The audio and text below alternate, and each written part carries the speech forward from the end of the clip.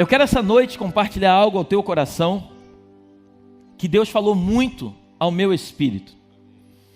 Eu tenho entendido da parte de Deus que nós, como igreja, não Belém, mas a igreja espalhada pelo mundo, está vivendo um momento profético. Eu não sei qual é o teu entendimento das Escrituras, mas eu creio que tudo que foi dito no livro do profeta Joel está começando a acontecer. Deus está começando a derramar sobre a terra algo sobrenatural. Na verdade, sempre derramou, mas nesses últimos dias, eu creio que tem um remanescente, pessoas que não se contaminaram, que estão se separando para viverem aquilo que realmente Deus tem para fazer. E é baseado nisso que eu quero que você abra sua Bíblia comigo no livro de Juízes, capítulo 9:1. Eu dei um tema para essa mensagem que diz assim: quem tem reinado sobre ti? Abimeleque, filho de Jerubaal. Jerubaal, para que você entenda melhor, é Gideão, amém? Então Abimeleque, filho de Jerubaal, foi-se a Siquém, aos irmãos de sua mãe, e falou-lhes e a toda a geração da casa do pai de sua mãe, dizendo: falai, peço-vos, aos ouvidos de todos os cidadãos de Siquém, que vos parece melhor? Que 70 homens, todos os filhos de Jerubaal, dominem sobre vós, ou apenas um domine sobre vós? Lembrai-vos também de que sou osso vosso e carne vossa. Então os irmãos de sua mãe falaram a todos os cidadãos de Siquém todas aquelas palavras, e o coração deles se inclinou a seguir Abimeleque, porque disseram: é nosso irmão. E deram-lhe 70 peças de prata da casa de Baal-Berite, com as quais alugou Abimeleque uns homens levianos e atrevidos que o seguiram. Foi à casa de seu pai, a Ofra, e matou seus irmãos, os filhos de Jerubaal, 70 homens sobre uma pedra. Porém, Jotão, filho menor de Jerubaal, ficou, porque se escondera. Então se ajuntaram todos os cidadãos de Siquém e toda Bet-Milo, e foram e proclamaram Abimeleque rei, junto ao carvalho memorial que está perto de Siquém. Avisado disto, Jotão foi e se pôs no cimo do monte Gerezim, e em alta voz clamou e disse-lhes: ouvi-me, cidadãos de Siquém, e Deus vos ouvirá a vós outros. Foram certa vez as árvores ungir para si um rei, e disseram à oliveira: reina sobre nós. Porém a oliveira lhe respondeu: deixaria eu o meu óleo, que Deus e os homens em mim prezam, e iria pairar sobre as árvores? Então disseram as árvores à figueira: vem tu e reina sobre nós. Porém a figueira lhe respondeu: deixaria eu a minha doçura, o meu bom fruto, iria pairar sobre as árvores? Então disseram as árvores à videira: vem tu e reina sobre nós. Porém a videira lhe respondeu: deixaria eu o meu vinho, que agrada a Deus e aos homens, iria pairar sobre as árvores? Então todas as árvores disseram ao espinheiro: vem tu e reina sobre nós. Respondeu o espinheiro às árvores: se deveras me ungis rei sobre vós, vinde e refugiai-vos debaixo da minha sombra. Presta muita atenção. Mas se não, saia do espinheiro fogo que consuma os cedros do Líbano. Agora, pois, se deveras e sinceramente procedeste, proclamando o rei Abimeleque, e se bem vos portastes para com Jerubaal e para com a sua casa, e se com ele agiste segundo o merecimento dos seus feitos, porque meu pai pelejou por vós, e arriscando a vida vos livrou das mãos dos midianitas. Porém vós hoje vos levantaste contra a casa de meu pai, e mataste seus filhos, 70 homens sobre uma pedra, e Abimeleque, filho de sua serva, fizeste reinar sobre os cidadãos de Siquém, porque é vosso irmão. Se deveras e sinceramente procedeste hoje com Jerubaal e com a sua casa, alegrai-vos com Abimeleque, e também ele se alegre convosco.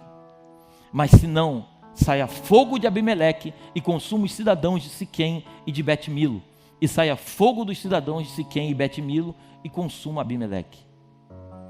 Fugiu logo Jotão e foi-se para Bir, e ali habitou por temer seu irmão Abimeleque. Havendo, pois, Abimeleque dominado 3 anos sobre Israel, suscitou Deus um espírito, presta atenção nisso, suscitou Deus um espírito de aversão entre Abimeleque e os cidadãos de Siquém, e estes se houveram aleivosamente contra Abimeleque, para que a vingança da violência praticada contra os 70 filhos de Jerubaal viesse, e o seu sangue caísse sobre Abimeleque, seu irmão, que os matara, e sobre os cidadãos de Siquém, que contribuíram para que ele matasse seus próprios irmãos. Os cidadãos de Siquém puseram contra ele homens de emboscada sobre os cimos dos montes, e todo aquele que passava pelo caminho junto a eles, eles os assaltavam. E isto se contou a Abimeleque. Então veio Gaal, filho de Ebede, com seus irmãos, e se estabeleceram em Siquém, e os cidadãos de Siquém confiaram nele. E saíram ao campo, e vindimaram as suas vinhas, e pisaram as uvas, e fizeram festas, e foram à casa de seu Deus, e comeram e beberam, e amaldiçoaram Abimeleque.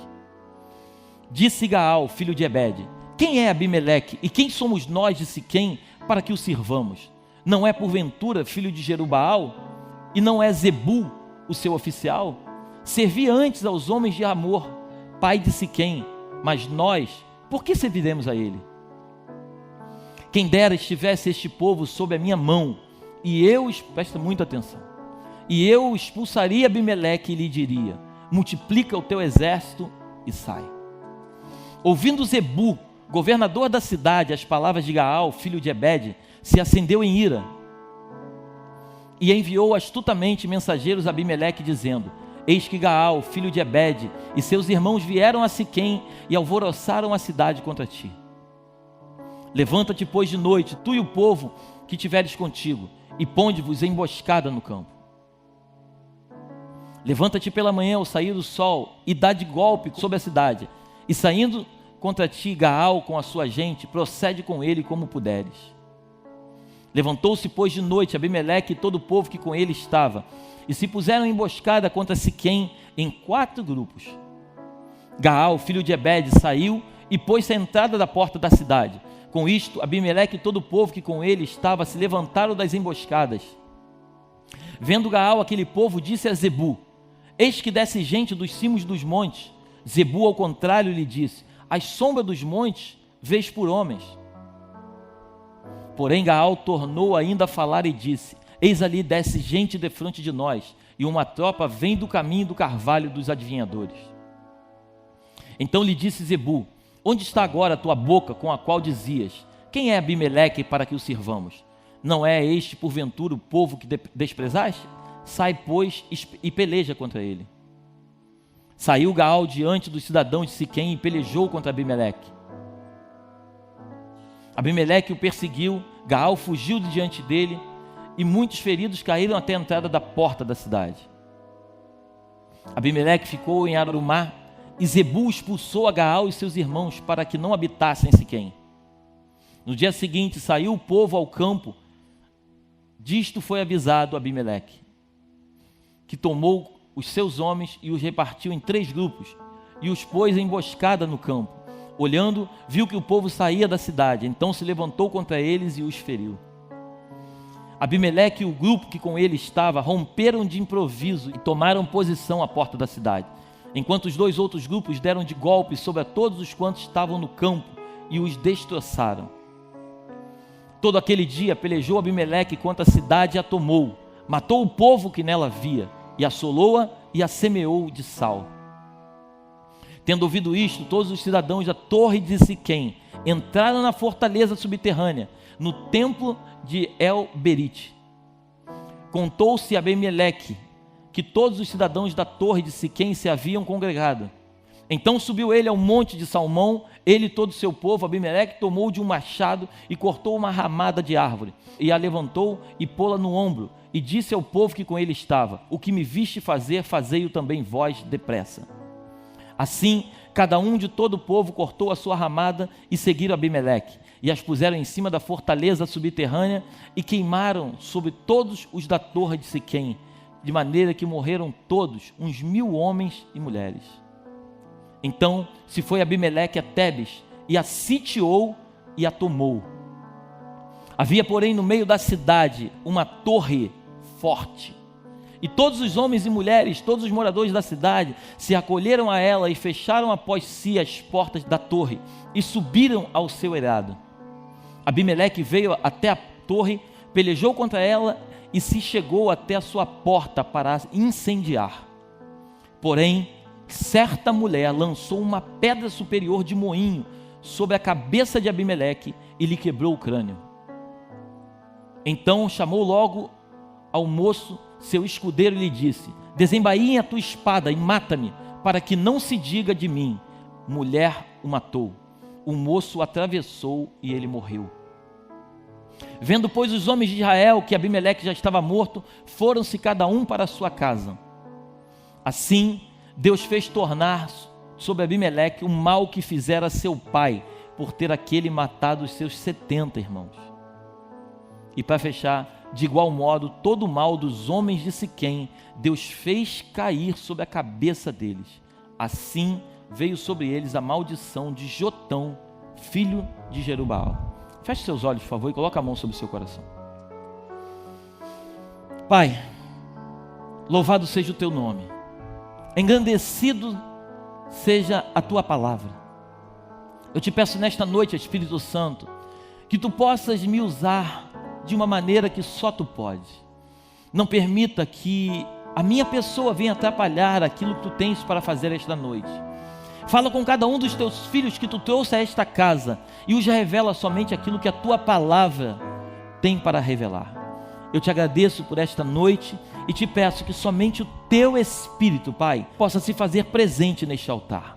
Essa é a minha oração, em nome de Jesus. Amém. Dê um aplauso ao Senhor. A Bíblia nos conta que o povo de Israel, no capítulo 6, Juízes capítulo 6, o povo de Israel ele era assolado pelos midianitas. Os midianitas assolavam Israel a tal ponto do povo começar a malhar o trigo no lugar do lagar.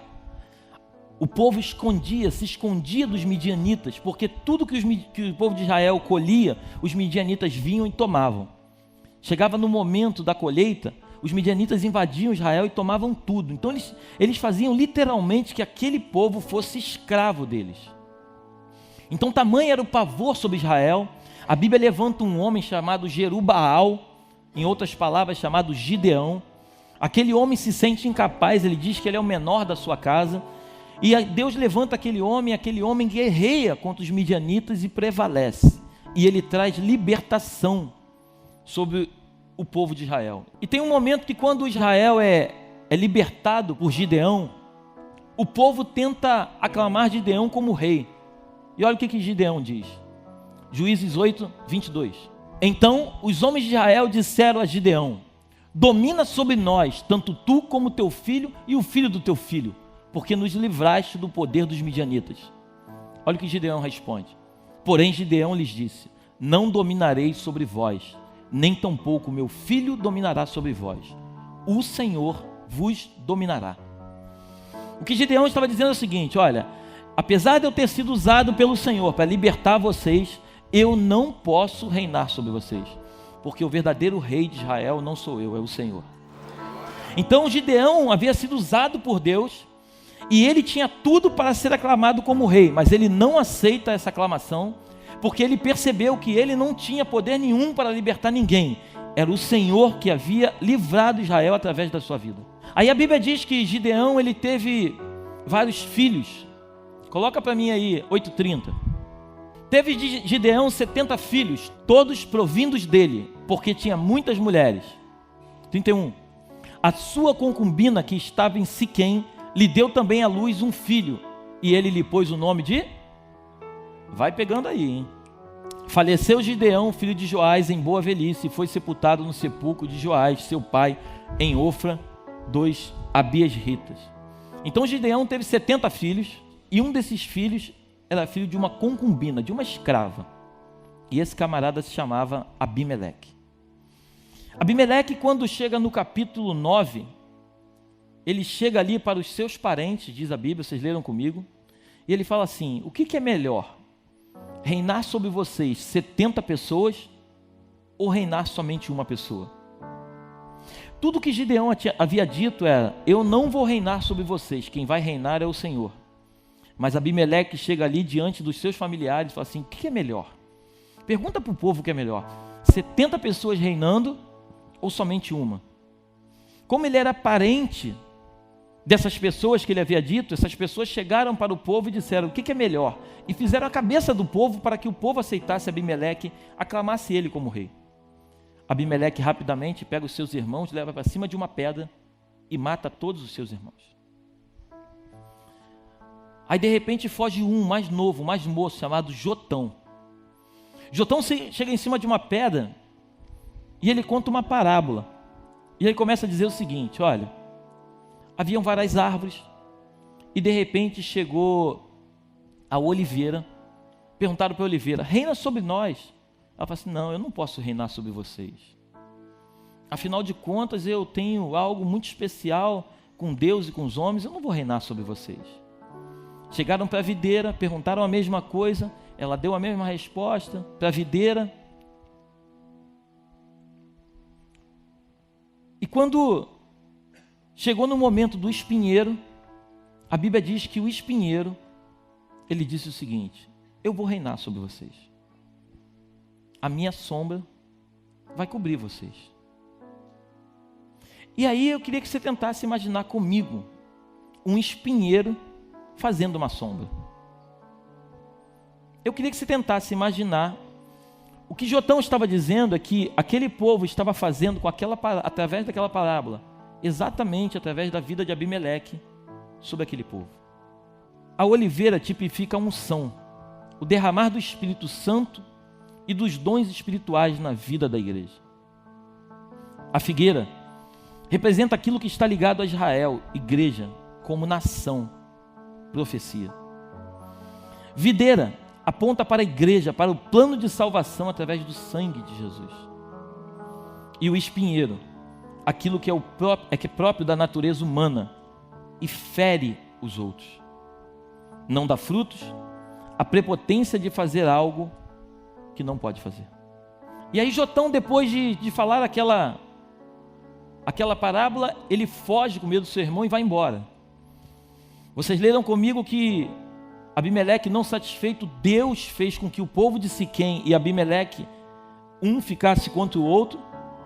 Se levanta um camarada chamado Gaal e ele começa a querer guerrear contra Abimeleque. Aí um homem que era do exército de Abimeleque, chamado Zebul, fala isso para Abimeleque, resumindo, aquela confusão toda formada, Abimeleque começa a matar um monte de gente, até que chega um momento, e eu quero que você pegue isso no teu espírito agora. Chega um momento em que ele vai até uma torre para tentar matar as pessoas que estavam lá em cima daquela torre. E uma mulher pega uma pedra lá em cima e lança sobre a cabeça de Abimeleque. Tudo que você lê na Bíblia, você precisa entender os porquês. Abimeleque matou os seus irmãos em cima de uma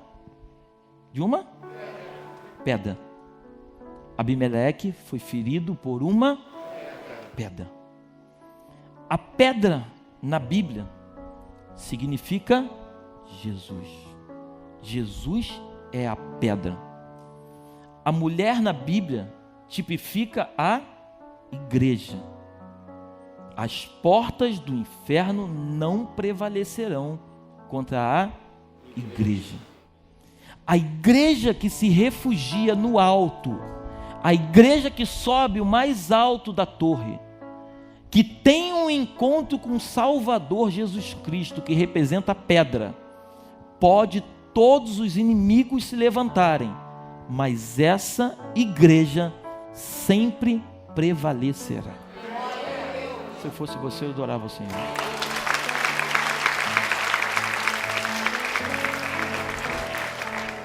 essa história, você pode ler ela da parte histórica ou você pode entendê-la na parte espiritual. Na parte histórica você vai ver um homem que se levanta como rei, sem ser aclamado por Deus, sem ser ordenado, sem ser chamado por Deus, para tentar ser rei sobre um povo. E esse homem, no primeiro momento, ele tem êxito, mas tudo que vem da carne é temporário, tudo que vem do Espírito é eterno. Então todas as decisões que um homem toma, vindo da própria carne, da sua própria decisão, talvez ele até prevaleça por um intervalo curto de tempo, mas quando chega o tempo exato, aquilo que ele escolheu para a sua vida, daqui a pouco acaba, porque a decisão foi tomada por ele. Mas tudo que vem da parte de Deus é eterno. Quando Deus levanta um homem ou uma mulher para fazer algo na terra, todos os projetos do inferno podem se levantar, que não vão prosperar, porque foi Deus que levantou aquela mulher ou aquele homem para fazer. Então, quando nós lemos essa história, nós vamos ver um homem que se levanta, entendendo que o seu pai, que tinha todo o direito de ser rei, ele recusa o chamado de rei, porque ele entende que existe o rei dos reis que governava o povo. Agora, o seu filho, que não teve trabalho nenhum para livrar o povo, que recebeu uma herança do seu pai, a primeira coisa que ele faz é se revoltar contra os seus irmãos, matar os seus irmãos e tentar se aclamar rei sobre aquela nação. E tudo que você faz, meu irmão e minha irmã, tudo que você faz querendo que a glória venha para você, pode ter certeza que é um tempo determinado para essa glória, daqui a pouco ela acaba. Todas as vezes que você levanta alguma coisa na tua vida, não precisa ser rei de ninguém, mas todas as vezes que você chama a atenção de alguém, trazendo a glória para você, é por um tempo determinado, daqui a pouco vem o fracasso. Agora, todas as vezes que você entende que você não tem condições de ser rei, mas que o verdadeiro rei é o Senhor dos senhores, Rei dos reis, aí sim ele entrega todo o governo nas tuas mãos. Por isso que eu sempre digo, na minha empresa de manhã, quando a gente chega, todos os dias tem oração. E a gente sempre diz o seguinte: Senhor, nós somos apenas mordomos neste lugar. Nos ajuda neste dia a entender os projetos que Tu tens para nós. Porque quando você acha que é dono de alguma coisa, você não é dono de nada. Mas quando você entende que você é mordomo daquilo que Deus te entregou, aí as coisas começam a cooperar para o teu bem. Ah, pastor, glória a Deus. Ah, pastor, não, a minha casa, o meu carro, não, você não é nada teu. Tudo que você está usufruindo não é teu, é do Senhor. Ele te emprestou para você administrar aqui na terra, até o tempo que você passar por aqui, porque tudo veio dele e tudo vai voltar para ele. Se você entender isso nesta noite, a tua chave, existe uma chave que vai virar dentro de você, e você vai começar a perceber que melhor do que ter, é ter um pai que tem. Já viu aquela brincadeira que as pessoas falam, que melhor do que ter barco, é ter amigo que tem barco? Porque quando você tem um amigo que tem barco, você usufrui do barco e você não tem os custos do barco. A mesma coisa quando você entende que você não é dono de nada, que dono é o Senhor. Aí você fala assim: ah, pastor, mas somos nós que temos que pagar os impostos. Eu concordo contigo, você tem que na verdade pegar os recursos e entregar lá, mas quem paga na verdade não é você, é Ele. Ele entrega para você pagar, porque se Ele não te der, você não tem para pagar. Quando eu li esse texto, eu comecei a entender, eu comecei a buscar, e Abimeleque significa meu pai é rei. Quando Gideão, Jerubaal, botou o nome da criança de Abimeleque, aquele menino entendeu o seguinte: meu pai é rei. Se o meu pai é rei, meu pai faleceu, o reino é meu. Por isso, quando você trabalhar muito para deixar herança para o seu filho, antes de deixar herança, deixe legado. Porque herança, o servo usufrui da herança, o filho gosta de legado. O filho pródigo, lembra? Quando ele pediu a parte dele, ele saiu para gastar. Por que ele saiu para gastar? Porque ele queria a sua parte da herança. Mas quando ele volta, ele não volta mais simplesmente como um homem que queria uma herança, mas ele queria voltar para a casa do pai para comer a comida que o pai comia. O filho mais velho, ele não está preocupado com a herança, ele está preocupado com o pai. O filho mais novo, ele quer a herança, porque ele acha que a herança traz felicidade. Por isso, quando você buscar a Deus, não busque o Senhor por aquilo que Ele pode te oferecer. A Bíblia diz assim, ó: minha é prata, meu é o ouro, riquezas e bem duráveis estão comigo. Em outras palavras, Deus está dizendo o seguinte: eu sou o dono de todas as coisas, eu posso te dar o que você quiser, mas não me busque pelo que eu posso te oferecer, me busque pelo quem eu sou. Por isso ele se apresenta na Bíblia e diz assim: eu sou. Ele não diz eu tenho, ele diz eu sou. Ele não diz eu tenho, eu sou. Ele tem tudo, mas ele não se apresenta como eu tenho, ele diz eu sou. Sabe por que que eu sou? Eu sou é porque é presente, todo instante ele está contigo. Você pode estar vivendo um momento difícil agora, tenha certeza que o eu sou está contigo. Você pode estar passando por uma crise no teu casamento, tenha certeza que o casamento só não acabou porque ele está contigo. Você pode estar achando que os teus negócios estão falindo, mas tenha certeza que só não faliu porque ele está contigo. Ele é o eu sou. E o eu sou, quando ele age, ele precisa colocar em cena aquilo que está errado e trazer o certo. Então, quando aquele homem Abimeleque, ele achava que ele estava fazendo tudo do jeito que ele havia programado, Deus fala assim: ah é? Então eu vou te mostrar um negócio. Ele pega uma mulher, ele lança uma pedra lá de cima, quebra o crânio dele, está escrito na palavra, e depois de quebrar o crânio, aquele homem envergonhado, para que os outros não dissessem que ele morreu através de uma mulher, ele pede para o seu escudeiro enfiar uma espada nele e o matar. Você perceba que toda pessoa, quando ela decide fazer coisas por si só, chega um momento da sua queda, ela tem um orgulho tão grande que acaba o levando à morte. O orgulho é uma coisa que tem matado as pessoas.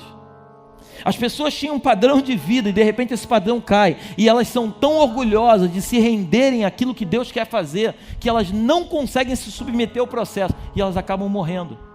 Algumas morrem literalmente, outras morrem espiritualmente. Por quê? Porque elas não conseguem entender o corretivo de Deus na sua vida. Elas querem continuar no patamar que elas se colocaram lá, não foi Deus que as colocou. Você ainda está aí? Quando você entende que o patamar que você se encontra não foi você quem criou para estar lá, mas foi Deus que te colocou lá, tenha certeza que se você sair de lá é porque Ele vai te levar para um lugar melhor. Mas quando você decide estar num lugar que você criou, pode ter certeza, é triste que eu vou te dizer, mas vai chegar um momento que vem a queda. E quando a queda vem, se você não estiver preparado para essa queda, você faz como Abimeleque, você pega uma espada e se mata. Porque você não aguenta passar por todo aquele processo, porque você acredita que você estava lá, porque lá é o teu destino. Eu não sei o que você está vivendo, nem tampouco o que você está passando, mas todo ser humano, todo sem exceção na terra, todos eles passam por problemas na sua vida. A decisão de passar pelos problemas, glorificando o nome de Deus e chegando do outro lado da vitória, é sua. A decisão de passar pelos problemas murmurando, emprestando a sua boca para ser uma ferramenta de Satanás, também é sua. Todas as vezes que você passa por um problema e que você continua reclamando, você não conseguirá nunca ver a vitória, porque as coisas negativas estão na tua boca e você está se contaminando pela tua própria palavra, não pelo que os outros jogam para você.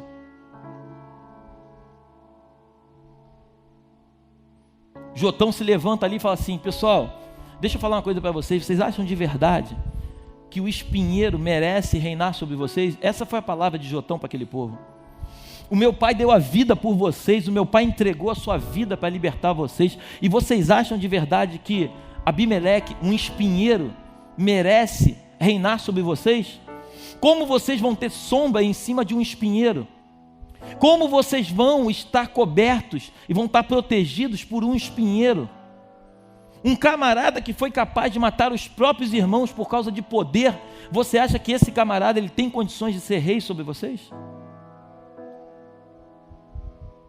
A ganância, o desejo da conquista, por diversas vezes atrapalha muitas pessoas a alcançarem a vitória.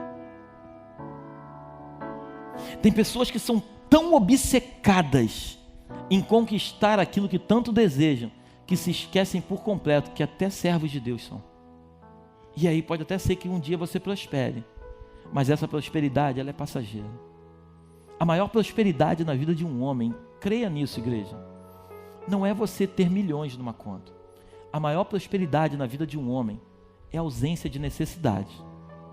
A maior prosperidade na vida de um ser humano é ele ter plenitude em Deus. nunca faltar alimento na sua casa. É ter um lugar para deitar, dormir, podendo sonhar o sonho que Deus tem para ele. É ter o sono do justo, como diz as Escrituras. Essa é a maior prosperidade na vida de um ser humano. A Bíblia diz: nunca vi um justo desamparado, nem a sua descendência mendigar o pão.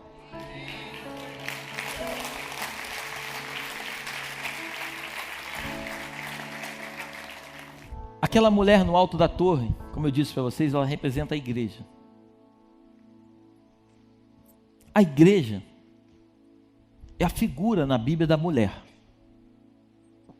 E a igreja, ela tem um poder muito forte na terra. A palavra de Deus diz que quando 2 ou mais se reúnem no nome dele, ele se faz? Ele está aqui. Você precisa acreditar que ele está aqui. Amém? Então, quando nós invocamos o nome dele, ele se faz presente. Nós, povo escolhido do Senhor. A Bíblia diz que nós somos pedra viva, povo de propriedade exclusiva dele, nação santa, sacerdócio real. Nós somos o povo que ele escolheu para o representar na terra. Esse povo se reúne, clama ao Senhor pela sua justiça, mas aí vem o inimigo da nossa alma e tenta frustrar esses planos que nós sonhamos, mas que são aprovados pelo nosso Criador. Você acha de verdade que esse projeto do inferno pode prosperar contra a tua vida? Não tem como. Coisas vão acontecer com você e comigo, para que o nome dele seja engrandecido, não o nosso nome. Nem tudo aquilo que você deseja é bem visto por aqueles que estão do seu lado. Mas quando os projetos de Deus se cumprem na tua vida, todas as pessoas verão que existe um Deus que é galardoador daqueles que o buscam. Abre para mim, por favor, em Deuteronômio 11, do 26 ao 32. Eis que hoje eu ponho diante de vós a bênção e a maldição. A bênção, quando cumprirdes os mandamentos do Senhor, vosso Deus, que hoje vos ordeno. A maldição, se não cumprirdes os mandamentos do Senhor, vosso Deus, mas vos desviardes do caminho que hoje vos ordeno, para seguirdes outros deuses que não conheceste. Quando, porém, o Senhor teu Deus te introduzir na terra a que vais para possuí-la, então, preste atenção, pronunciarás a bênção sobre o monte Gerizim e a maldição sobre o monte Ebal. E bota o 30 para fechar. Porventura não estão eles além do Jordão, na direção do pôr do sol, na terra dos cananeus que habitam na Arabá, defronte de Gilgal, junto aos carvalhais de Moré? Volta o 29. Pronunciarás a bênção sobre o monte. Quando o Jotão chega no monte Gerizim e ele lança aquela parábola, a bênção estava sobre aquele monte. Aquela profecia precisava se cumprir. O espinheiro nunca pode reinar na frente da oliveira, da videira. Não tem condições. Sabe por quê? O espinheiro, ele só tem uma função: é machucar. A sua vida precisa ser comandada não por pessoas, mas sim pelo Senhor. A sua vida precisa ser conduzida pelo Espírito Santo de Deus.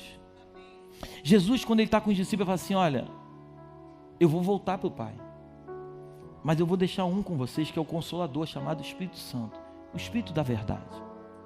Ele conduzirá vocês e começará a revelar os verdadeiros segredos que vocês precisam ouvir. Se nós obedecermos ao Senhor, as bênçãos nos seguirão. Coloca para mim Isaías 45, 2 e 3. Eu irei adiante de ti, endireitarei os caminhos tortuosos, quebrarei as portas de ferro e despedaçarei as trancas de ferro. Dar-te-ei tesouros escondidos e riquezas encobertas, para que saibas que eu sou o Senhor, o Deus de Israel, que te chama pelo teu nome.